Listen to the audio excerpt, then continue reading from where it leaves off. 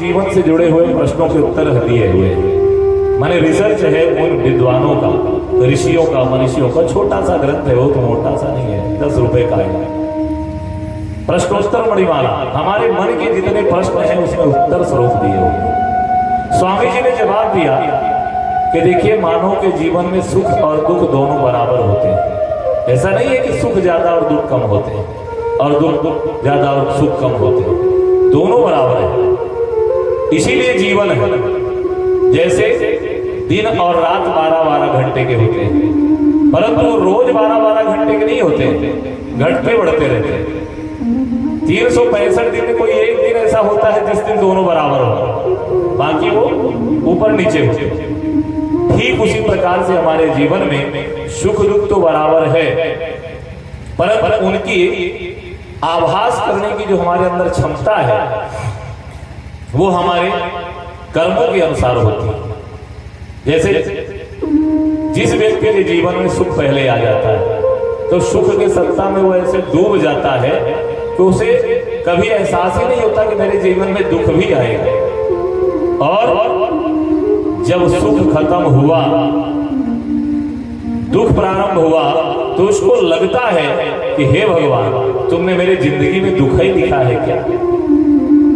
और वह दुख के उस पहाड़ पे टूट जाता है, क्योंकि सुख में इतने मजे किए हैं कि उसे एहसास ही नहीं था कि जिंदगी में दुख भी आएगा। किसी भी व्यक्ति को देखिए, कोई तन दुखी, कोई मन दुखी, कोई धन बिन राहत उदास, थोड़े थोड़े सब दुखी, सुखी राम के दास, दीन कहे धनवान सुखी। धन की सत्ता किसी को सुखी रखती है? अगर वो सुखी है तो फिर वो राजा के राज्य को छोड़ करके जंगल में जाके योगी क्यों बन जाता है? मनन करके उस सुख की सत्ता को आप समझें कि सुख क्या है, दुख क्या है। श्रवण करें एक छोटा सा वचन। दुख में मत घबराना पंछी, ये जग दुख का मेला है। दुख में मत घबराना पंछी, ये जग दुख का मेला है। चाहे भीड़ बड़ी अंबर में, उड़ना तुझे अकेला है। चाहे भीड़ बड़ी अंबर में, उड़ना तुझे अकेला है। दुख में मत घबराना पंछी, जग दुख का मेला है। दुख में मत घबराना पंछी, जग का मेला है। चाहे भीड़ बड़ी अंबर में, उड़ना तुझे अकेला है। चाहे भीड़ बड़ी अंबर में, उड़ना तुझे अकेला है।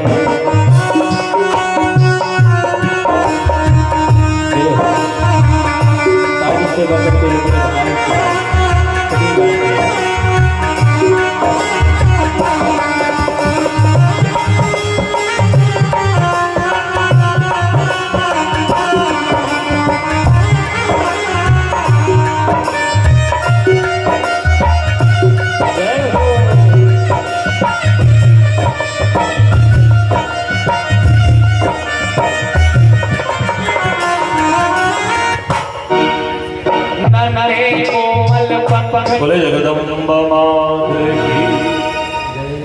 नारद जी महाराज के दुखों को दूर किया भगवान ने, क्योंकि नारद का प्रश्न था महामाया का दर्शन। उनने दर्शन किया और स्त्री से पुरुष हुए और फिर वापस लौटे। भगवान ने उत्तम तीर्थों का दर्शन करवाया और कहा अपने मन को शुद्ध करो, ये दुनिया माया से भरी पड़ी है और उस माया को जीत पाना, समझ पाना किसी के बस की बात नहीं है। इसलिए अपने मानसिक शुद्धि के लिए हमको क्या करना चाहिए? नारद जी जैसे तीर्थों का दर्शन करना चाहिए, क्योंकि जाना निश्चित है, यहाँ परमानेंट तो है नहीं अपन। जब हम निश्चित है जाना तो समय निकाल के हम तीर्थों का दर्शन करें। ये संदेशा देते हैं हमारे व्यास कि भाई आपका एक निश्चित समय है, हमारा आप सबका एक निश्चित समय है। 100 साल से आगे तो जाएंगे नहीं, अब जब नहीं जाएंगे तो 100 साल के पहले हमको ये सब काम कर लेना चाहिए। इंतजार किसका? किसी का नहीं। तो नारद जी को विमान में भगवान ने बैठाया और कहते हैं कालक्षेम सुखासीनम अस्थाने अस्मिन को सत्तमा, चलो हम तुमको सब जगह काल की गति से परे उस माया के भाव से ऊपर ले चलते हैं। सब तीर्थों का दर्शन कराया। दर्शन करा के जब फुर्सत हुए तो उन्होंने कहा कि अब क्या चाहते हैं। ब्रह्मा जी ने कहा अब मैं अपने पिताजी के पास जाना चाहता हूं। पिताजी ब्रह्मा के पास जाना चाहता हूं, नारद जी ने कहा भगवान से। तो वो विमान चला कहा ब्रह्मलोक। ब्रह्मलोक जाकर के ब्रह्मा जी ब्रह्मलोक में बैठे हैं। ब्रह्मा जी के पास भगवान ने नारद जी को छोड़ दिया।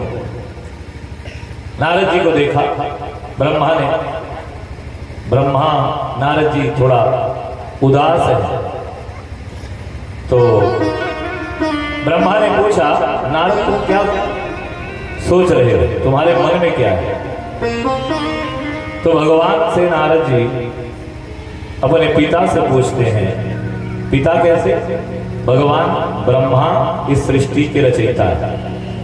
जब भगवती मैया की उपासना करते हैं सबसे पहले उस जल राशि में सोए हुए पुटे शयानम, जो पुट में शयन करते हुए भगवान हैं, उनके नाभि से एक कमल निकलता है। उस कमल से कोई जीव निकलता है। उस जीव को शास्त्र ब्रह्मा कहते हैं। जब दुनिया का सृजन होता है वो ब्रह्मा विचार करते हैं कि हम कौन, हमारी उत्पत्ति कौन, हमारे पिता कौन, हम किसी के पिता हैं कि कोई हमारा पिता है। ये मन में बहुत सारी विसंगतियां उनके पैदा होती हैं। खोज के लिए वो कहीं कमल की डंडी पकड़ के नाल के माध्यम से बाहर से जाते हैं, तो कहीं अंदर घुसते हैं उस डंडी में, कहीं बाहर खोजते हैं। आकाशवाणी होती है कि तुम तप करो, तब से तुम्हें प्राप्त होगा कि तुम कौन हो और तुम्हारा पिता कौन। वो तप करते हैं, उस भगवती का ध्यान करते हैं, उस सत्ता का ध्यान करते हैं जो दुनिया में जब कोई नहीं था तब भी थी। उस सत्ता का याद करते हैं। तो कहते हैं ब्रह्मा जी को भगवती के दर्शन होते हैं और भगवती के दर्शन होते हैं ब्रह्मा के द्वारा। यहां कहते हैं कि मानवीय सृष्टि का आदेश होता है, हे ब्रह्मा तुम जाओ और दुनिया में मानवीय सृष्टि का सृजन करो और तुम्हें संपूर्ण शक्ति हम प्रदान करते हैं। दुनिया की जितनी शक्ति एक भगवान में, एक भगवती में, एक सत्ता में होनी चाहिए, वो सारी शक्ति हम प्रदान करते हैं। ब्रह्मा जी उस सत्ता को प्राप्त करके और कहते हैं मानस पुत्रों को जन्म देते हैं। ब्रह्मा के मानस पुत्र, वो मानस पुत्र कौन कौन से हैं? जैसा कि आप कथा सुनते हैं, यहाँ जो वर्णन है मरीच, अंगिरा, अत्रि, वशिष्ठ, पुलह, क्रतु, पुलस्त्य, इनको ब्रह्मा जी ने पैदा किया। अपने अंगूठे से दक्ष प्रजापति को पैदा किया, बाएं हाथ के अंगूठे से असिकनी को पैदा किया। असिकनी माने स्त्री को पैदा किया। और कहते हैं इनके मानस पुत्र में जो सबसे छोटे पुत्र पैदा होते हैं वो होते हैं नारद, जो इनके गोदी से पैदा होते हैं। इस प्रकार से प्रादुर्भाव होता है इन मानस पुत्रों का। दक्ष का विवाह असिकनी से कर देते हैं।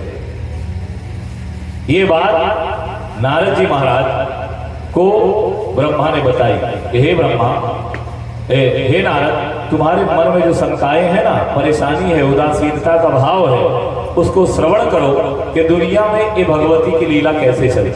वो लीला बता रहे हैं ब्रह्मा जी।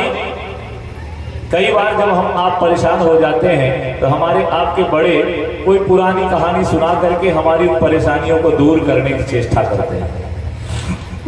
किस्सा सुनाते हैं कि हमारे दादाजी ऐसे थे, उनको खाने को नहीं मिलता था, अरे कि फलाने राजा थे, देख लो उनके घर रंग हो गए। इस प्रकार की गाथाएं हमारे मन को सांत्वना देने के लिए लोग सुनाते हैं। हमारे नारद जी के मन में भी यही बात है।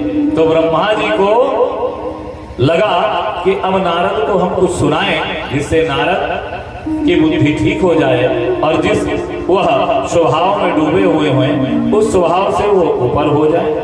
तो यहाँ पर नारद जी को समझा रहे हैं, कहते हैं हे नारद, असिकनी और दक्ष के माध्यम से यहां पर बताते हैं कि 5000 पुत्र पैदा होते हैं।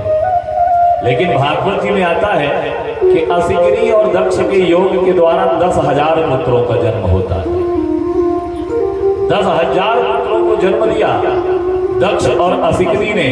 तस्या सपांजन्यं विष्णुमायोपबृंहतः हरस्व संज्ञानयुतं पुत्रान् जनया विभु। कहते हैं जैसे ही वो 10,000 पुत्र जन्म लेते हैं, वो योग पुत्र थे, गर्भस्थ पुत्र नहीं थे, तुरंत बड़े हो जाते हैं।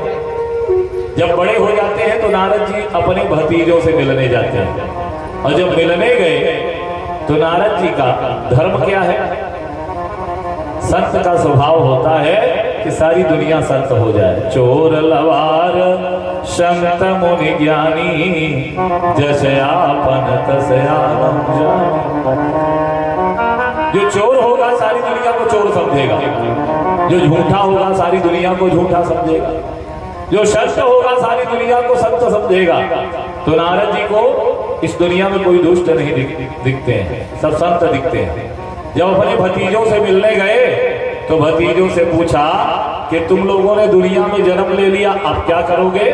भतीजों ने कहा अब हम विवाह करेंगे, दुनिया में सृष्टि करेंगे, आगे बढ़ेंगे, अपने बाल बच्चे पैदा करेंगे। तो नारद जी ने प्रश्न किया कि तुम ये सब किस लिए करोगे? बोले अपने परिवार को बढ़ाने के लिए, अपने समाज के उत्थान के लिए, अपनी संख्या बढ़ाने के लिए। नारद जी ने कहा हमारे कुछ प्रश्न हैं तुम लोगों से, उन प्रश्नों का उत्तर दे दो, तब तो तुम इस काबिल हो, और नहीं दे सकते हो तो तुम इस काबिल नहीं हो। नारद जी ने उन 10,000 पुत्रों से 10 प्रश्न किए। पहला प्रश्न किया नारद जी ने कि पृथ्वी का अंत तुम लोगों ने देखा है? कहां पे पृथ्वी का अंत? दूसरा पूछा एक पुरुष वाला देश कौन सा है? तीसरा प्रश्न पूछा बाहर का रास्ता न दिखने वाली गुफा कौन सी है? चौथा प्रश्न पूछा बहुरूपिणी स्त्री किसको कहा गया है? पांचवा प्रश्न पुंजलि स्त्री का पति कौन है? छठा प्रश्न दोनों तरफ बहने वाली नदी कौन सी है? सातवां प्रश्न विचित्र कथा कहने वाला वो हंस कौन है? आठवां प्रश्न किया छुरों से बना हुआ चक्र क्या है? नौवां प्रश्न किया 25 तत्वों वाला वो घर कौन सा है? 10वां प्रश्न किया नारद जी ने सर्वज्ञ पिता की आज्ञा क्या कहलाती है? ये 10 प्रश्न किए उन 10,000 पुत्रों से। बोले अगर तुम इनका जवाब दे दो तो तुम गृहस्थी बसाने के काबिल हो, नहीं तो तुम्हें गृहस्थी बसाने का अधिकार नहीं प्राप्त होता।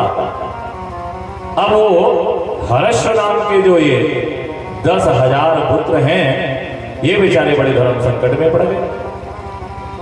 कहते हैं नारद जी के प्रश्नों का जवाब इनके पास नहीं है, हमारे आपके पास भी इनका जवाब नहीं है, सामान्य जीव के पास इनका जवाब नहीं होता। 10 प्रश्नों के उत्तर देने में असमर्थ उन 10,000 के 10,000 ने प्रणाम किया नारद को और कहा हे मेरे काका शिरोमणि भक्त, आपके चरणों में हम प्रणाम करते हैं, हमको आप आज्ञा दीजिए कि हम लोगों को क्या करना चाहिए। नारद जी ने उनको कहा जाओ भगवती के चरणार बिंदों में अपने मन को लगाओ और नारायण की उपासना करो, जिससे तुम्हारा जीवन धन्य हो जाएगा।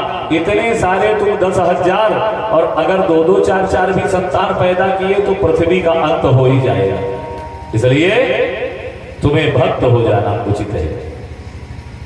कहते हैं शास्त्रों में इन 10 प्रश्नों के उत्तर दिए गए, उनका वर्णन है।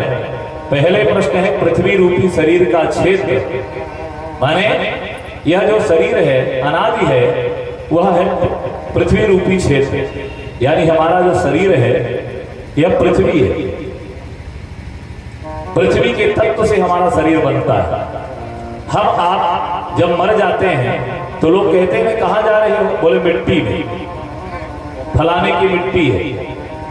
यानी कि ये शरीर मिट्टी से बना, तब तो मिट्टी में जा रहे हैं। यानी पंच तत्व की जो बात करते हैं उसमें ये शरीर जो दिखता है, जो चमड़ी है, हड्डी है, जो मांस है इस शरीर के ऊपर, ये मिट्टी के तत्व से निर्मित होता है। इसीलिए बचपन में, अब तो आजकल बहुत सारी दवाई आ गई, बचपन में जब खाज ओज हो जाती थी तो गोबर माटी लगा के रगड़ देते थे, और गोबर माटी लगाने के रगड़ने से वो खजुरी शरीर की खत्म हो जाती थी। मतलब मिट्टी के तत्व की कमी हो जाने से खजुरी हो जाती है, सफेद दाग हो जाता है। 36 प्रकार के चर्म रोग जो मनुष्य के जीवन में होते हैं वो मिट्टी के तत्व के कमी के कारण होते हैं। तो पहले प्रश्न का उत्तर दिया पृथ्वी। दूसरा, सबसे प्रकाशवान पुरुष इस दुनिया में कौन है? जो राष्ट्र, वो है ईश्वर। ऐसा राष्ट्र जो प्रकाश से सबको प्रकाशित करता है, वो राष्ट्र कौन है? साक्षात ब्रह्म, वो राष्ट्र है जो अपने आप में स्वयंभू होता है। तीसरा, वह गुफा जिसके बाहर जाने का रास्ता नहीं दिखाई देता, वह क्या है? एक ब्रह्म है, द्वितीयो नास्ति। ब्रह्म जब एक है तो फिर उससे बाहर जाकर के आप कुछ कर ही नहीं सकते, उसके बाहर जाने का कोई रास्ता ही नहीं है, वो गुफा है ब्रह्म। और ब्रह्म की सत्ता आपको प्राप्त होती है, अर्थात उस गुफा से बाहर निकलने की आवश्यकता क्या? सच्चिदानंद रूपाय विश्वोत्पत्त्यादि हेतवे। सच्चिद आनंद का जो स्वरूप है, उस गुफा के अंदर जब हम प्रवेश कर जाते हैं तो कुछ देखने की इच्छा अपने जीवन में नहीं होती। ये कह दिया। फिर कहते हैं कि बहुरूपिणी जो स्त्री है वो है हर जीव की बुद्धि। बुद्धि को स्त्री की संज्ञा दी। बहुरूपिणी, बहुत प्रकार के रूप धारण करती है। संसार के हर जीव में बुद्धि होती है। अब कहेंगे महाराज कैसे? आप कभी चींटे को देखना, ये चींटी को देखना, वो सीधे जा रही हो, आप अंगुली लगा देना, वो रास्ता बदल लेगी, बगल से चली जाएगी। इससे सिद्ध होता है कि चींटी के अंदर भी बुद्धि है। बहुरूपिणी स्त्री इसीलिए कहा क्योंकि संसार के सब जीवों में बुद्धि पाई जाती है, ज्ञान तो केवल मनुष्य में होता है। वो जान करके अच्छा करे बुरा करे, ये सारी जो परिपक्व बुद्धि जो प्राप्त है इस दुनिया में, मानव को प्राप्त है कि ये अच्छा है, ये बुरा है, ये स्त्री है, पुरुष है, ये भगवान है, ये शैतान है, ये मनुष्य जानता है। तो मनुष्य के अंदर ज्ञान है, और ज्ञान को परिमार्जित करते रहने से ब्रह्म की प्राप्ति होती है। और ज्ञान को एक जगह स्थिर कर देने से वह वहां से कुंठा और कुंठित हो जाता है कि अरे हम सब जानते हैं। जहां ऐसा कहा तो जहां मैं है वहां हरि नहीं, और हरि है तो मैं ना। मैं आया कि हम सब जानते हैं, तो जब आप सब जानते हो तो फिर बताने की क्या जरूरत है? ये भी तो यहां कहते हैं कि बुद्धि बहुरूपिणी स्त्री है जो सब में पाई जाती है। पुंजली का पति कौन है? कहते हैं पुंजली माने है एक छलावा, एक छल, और जिसका पति है ये जीव। हमारे आपके अंदर, सबके अंदर वो जीव है। कौन सा जीव? ईश्वर अंश जीव अविनाशी, चेतन अमल सहज सुख राशि। वह ईश्वर का अंश जिसको जीव कहा, वह सब में पाया जाता है। हम में, आप में, कीट में, पतंगे में, चिड़िया में, सब में वह जीव है। तो कह दिया वो जीव पुंजली का पति है। दोनों तरफ बहने वाली नदी का जो प्रश्न आया, ये क्या है? कहते हैं माया। माया रूपी जो नदी है वह आपको दोनों तरफ बहाती है, आपको धनवान बनाती है और फिर आपके जीवन में दरिद्रता भी लाती है। कई बार स्वप्न में आप देखते हैं कि आप राजा हो गए, और राजा होकर आदेश दे रहे हो, भारत नहीं पूरे दुनिया के राजा, और जब आपकी आंखें खुलती है तो टूटी खटिया में पड़े मिलते हैं। ये माया का ही प्रभाव है जो दोनों तरफ बहने वाली नदी। एक तरफ तो माया आपको राजा बनाती है और दूसरे तरफ टूटे घाट पे पहुंचा देती है। ये माया का, तो कहते हैं दो धारी नदी कौन सी है? माया है। संसार में विचित्र कथा कहने वाला हंस कौन है? कहते हैं जो शास्त्र है ना, इनको हंस कहा गया। ये शास्त्र ही हंस है जो हमको समय समय पर अज्ञानता से ज्ञान की ओर ले जाते हैं। जब हमारे जीवन में विपत्ति आए, समस्याएं आए, परिस्थितियां गड़बड़ाएं, तब हमको शास्त्रों से जुड़ जाना चाहिए। हमारे ऋषि मनीषी देखिए कितने विद्वान थे। घनघोर विपत्ति जीव के जीवन में कब आती है? जब आदमी मृत्यु को प्राप्त हो जाता है। किसी का पति मर जाए, किसी का बेटा मर जाए, किसी के घर में अचानक कुछ भी ऐसी बड़ी समस्या, हर आदमी, हम आप इंसान है, ये जीवन में होता है। तो शास्त्रों ने क्या जोड़ दिया? कोई दिवंगत चला जाए तो उसको गरुड़ पुराण सुनाओ। गरुड़ पुराण सुनाने से क्या होता है? हंस यानी हमारे अंदर ज्ञान पैदा होता है। जो हम दुख में डूबे होते हैं, उन दुखों से हंस रूपी शास्त्र हमको ऊपर उठा लेते हैं, निकाल लेते हैं। हम जब 10 दिन तक लगातार उस दुख में डूबे हुए परेशान रहते हैं, तो हमारे डूबते को तिनके का सहारा, वो सहारा होता है हंस रूपी शास्त्र।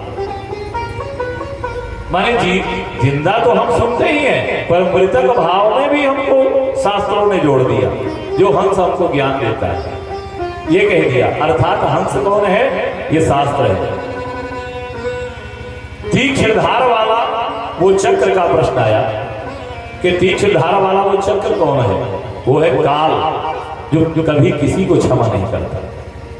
जब उस चक्र के सामने जो आता है, उसको कटना ही पड़ता है। काल जब आता है, वो किसी को नहीं छोड़ता, वो सबको मार देता है। और काल की गति बड़ी निराली होती है। हम आप मनुष्यों को काल दिखाई नहीं देता, पर 83,99,999 योनि के जीवों को काल दिखता है, केवल आदमी को नहीं दिखता।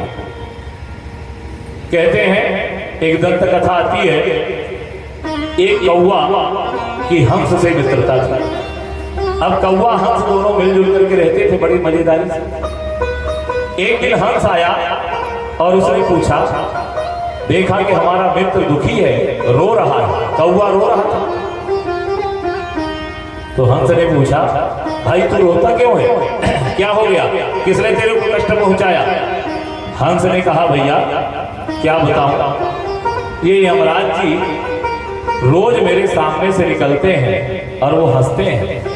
4-5 दिन से मैं देख रहा हूं, मेरे घोंसले के सामने से निकलते हैं और मुझको देख करके हंसते हैं। तो यमराज को देख करके मुझे डर लगता है। और अब 5-6 दिन हो गया, अब भय के मारे मेरे से रहा नहीं गया, तो मैं रो रहा हूं, डर के मारे गया, यमराज मुझको देख के क्यों हंसते हो? हंस ने कहा, भाई बहुत दिनों से इस घर में रहते रहते तेरा मन खराब हो गया है। कभी कभार घोंसले से निकल के बाहर भी घूमना चाहिए। आज मैं 7 समुंदर पार जा रहा हूं, मेरे को किसी से मिलना है, कुछ काम है। तो एक काम कर, तू 7 समुंदर की यात्रा नहीं कर सकता, पर मैं मित्र हूं, किस दिन काम आऊंगा। तू मेरे पीठ में बैठ जा, मैं तेरे को लेकर के चलता हूं, घुमा फिरा के लाता हूं, तेरा थोड़ा मन बहल जाएगा। अरे यमराज का तो काम ही है, वो दंडाधिकारी है, वो आते जाते हैं और देख के हंसते होंगे, कुछ बात होगी। कहते हैं वो हंस कौवा को पीठ में बैठाया और बैठा के 7 समुंदर पार ले गया। कौवा बड़ा खुशी है, जा रहा खुशी खुशी। 7 समुंदर पार जब पहुंचे, तो जैसे ही वहां पर हंस रुका, सामने यमराज जी आ गए और फिर हंसने लगे। यमराज जी से हंस ने कहा, अरे यमराज जी, हमारे मित्र ने शिकायत की कि आप 5-7 दिन से उसके घोंसले के बगल से निकलते हो और हंसते हो, डराते हो हमारे मित्र को, ऐसा क्यों करते हो? और हंसने का कारण क्या? यमराज जी ने कहा, अरे हंस, मैं इसको देख के ये हंसता था कि मेरे पास मरने वालों की लिस्ट में इस कौवा का भी नंबर है, परंतु इसकी मृत्यु उस घोंसले में नहीं, 7 समुंदर पार थी। तो ये कैसे उड़ के जाएगा 7 समुंदर पार, और मैं इसको कैसे मारूंगा? जन्म विवाह मरण गति सोई, जहां जस लिखा तहां तश होई। हमारे तुलसी बाबा संकेत देते हैं कि जन्म विवाह और मृत्यु, इसकी चिंता जीव को नहीं करनी चाहिए। ये हम आप चिंता करते हैं कि हमारे बेटवा का विवाह कहाँ होगा, बिटिया कहाँ जाएगी, ये ईश्वर के यहाँ निश्चित है। और ये संसार में एक दूसरे के अदले बदले का काम है ये सारा संसार, इसलिए इसकी चिंता नहीं करनी। यमराज जी ने कहा कि मैं इसी लिए हंसता था और अब इसलिए हंस रहा हूं कि जहां मरने का हमको निश्चित किया गया था कि इस कौवा को यहां मारना, तो तुम लेके आ गए, अब इसके प्राण में निकाल लेता हूं और ले जाऊंगा, इसलिए हंस रहा हूं। कौवा को मार के प्राण निकाल के ले गए, हंस बेचारा पछताता रह गया। मतलब काल किसी को नहीं छोड़ता, काल ही वह तीक्ष्ण धार वाला चक्र है। कहते हैं 25 तत्वों से बना हुआ वह घर कौन सा है, ये शरीर हमारा आपका। 24 तत्व तो ईश्वर के हैं और 25वां तत्व माया है, यानी 25 तत्वों से बना हुआ हमारा जो ये शरीर है वही घर है। कहते हैं कि हमारा वास्तविक पिता कौन है इस दुनिया में। हमारा वास्तविक पिता हमको ज्ञान जो देता है, सतमार्ग में लाता है, हमको सहस्त्रों समस्याओं से जो बचाता है, वो हमारे धर्म, हमारे ग्रंथ, हमारे पुराण, हमारी यही परम पिता है। इन्हीं से हमको ज्ञान प्राप्त होता है और यही पिता की श्रेणी में आते हैं। मैंने शास्त्र को दो संज्ञा दी है, एक विचित्र कथा कहने वाला हंस और सत्मार्ग बताने वाला पिता शास्त्र को कहा है। इस प्रकार की बातें बताई। नारद जी महाराज एक साथ 10,000 महात्माओं को अपने टीम में जोड़ लेते हैं। इस दुनिया में हर व्यक्ति अपनी टीम बड़ा करता है। कौन नहीं चाहता कि हो पड़ोसी मोरे नाम। पंडित है तो पंडित बनाएगा, चंडाल है तो चंडाल बनाएगा, भाई कल काम आएगा। और अगर तमाकू वाला है तो तमाकू वाला बनाएगा, भाई ले लिया कर कभी कभार, तू हमारे काम आएगा। नहीं करेगा तो रीबा जाके कम से कम लाएगा तो सही। मतलब कुछ ना कुछ हर जीव ये सोचता है कि इस व्यक्ति को अपने जैसा बना ले। नारद जी ने अपने भतीजों को 10,000 को साधु बना दिया। दक्ष महाराज घर आए, दिमाग खराब हो गया, एक साथ 10,000 बच्चों को साधु बना डाला। दक्ष ने श्राप दिया कि आज के बाद तू 2 घटी से ज्यादा कहीं नहीं रुकेगा और 2 घटी में किसी को साधु बना नहीं पाएगा। ये प्रकार की बातें यहाँ पर बताई। नारद जी को ब्रह्मा ने याद दिलाया कि वो जो घटना हुई थी नारद तुम्हारे साथ, वो भी माया का ही कमाल था। तस्य पुत्रस्तथेक्ष्वाकु शौर्यवंशः विवर्धनः नवा भवन सुतान्तस्य मनोरिक्षातु पूर्वजः तेषां नामानि राजेन्द्र शृणस्येकमनः पुनः इक्षाकुरथ नाभागो धृष्टं शरयाति रे।